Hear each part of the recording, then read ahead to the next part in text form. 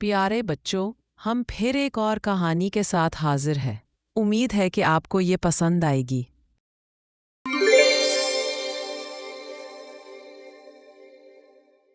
علی ایک بہت ہی اچھا لڑکا تھا۔ سب گھر والے اس سے بہت محبت کرتے تھے۔ علی بھی اپنے بھائی بہنوں اور امی ابو سے بہت محبت کرتا تھا۔ وہ امی ابو کی خدمت کرتا تھا، کام کاج میں ان کا ہاتھ بٹاتا اور چھوٹے بھائی بہنوں کی پڑھائی میں مدد کرتا تھا۔ علی 5 وقت کی نماز پابندی سے مسجد جا کر جماعت کے ساتھ پڑھتا تھا۔ ایک دن علی فجر کی نماز پڑھ کر گھر آیا اور کسی سے بات چیت کیے بغیر اپنے بستر پر لیٹ گیا۔ علی کی امی نے اس سے پوچھا، کیا بات ہے علی بیٹے، تم بستر پر لیٹ گئے، اسکول نہیں جانا؟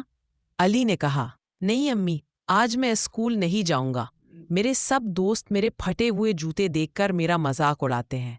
آپ ابو سے کہیں وہ میرے لیے نئے جوتے بازار سے لے آئے۔ علی کے ابو غریب آدمی تھے۔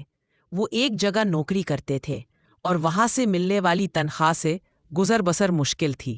علی کی زبان سے اس قسم کی بات سن کر وہ پریشان ہو گئے۔ انہوں نے اپنی اہلیہ علی کی امی سے کہا کہ 2 رکعت نفل صلاۃ الحاجات پڑھ کر اللہ سے مانگو کہ یا تو اللہ اس کے جوتوں کا انتظام کر دے یا علی کو صحیح سمجھ دے کہ وہ اپنا گزارا انہیں پرانے جوتوں پر کرے۔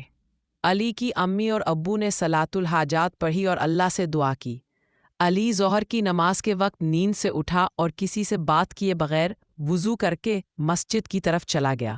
راستے میں اس کی نظر اپنے دوستوں پر پڑی جو نئے جوتے پہنے اسکول سے واپس آ رہے تھے۔ علی ان سے منہ چھپا کر آگے بڑھ گیا کہ کہیں وہ اس کا مذاق نہ اڑائے۔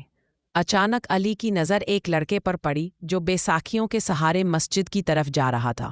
اس کے دونوں پاؤں نہیں تھے۔ اسے دیکھ کر علی کو بے حد افسوس ہوا اور بے اختیار آنکھوں میں آنسو آ گئے، اور وہ دل ہی دل میں سوچنے لگا کہ مجھ سے کتنی بڑی غلطی ہو گئی۔ اللہ نے مجھ پر اتنے احسانات انعامات کیے کہ مجھے تندرست بنایا، دونوں پاؤں عطا فرمائے بغیر بیساکھیوں کے میں چل سکتا ہوں، لیکن پھر بھی میں اللہ کی ناشکری کرتا ہوں۔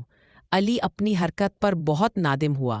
اس نے نماز پڑھ کر اللہ سے توبہ کی اور گھر آ کر امی ابو سے بھی معافی مانگی اور انہیں سارا واقعہ سنایا کہ کس طرح اللہ نے اس کو صحیح راستہ دکھایا۔ کھانا کھا کر علی گھر سے باہر جانے لگا۔ علی کی امی نے پوچھا، بیٹا کہاں جا رہے ہو؟ علی نے مسکراتے ہوئے جواب دیا، اپنے پرانے جوتوں کو نیا کرنے۔ علی کی امی یہ دیکھ کر خوش ہو گئیں کہ علی اپنے پرانے جوتوں کو پالش کرا کے چمکا رہا تھا اور اللہ تعالیٰ نے جس حال میں رکھا اسی حال میں خوش تھا، اور پرانے جوتوں میں بھی اللہ کا شکر ادا کر رہا تھا اور کہہ رہا تھا، الحمدللہ علی کل حال، ہر حال میں اللہ کا شکر ہے۔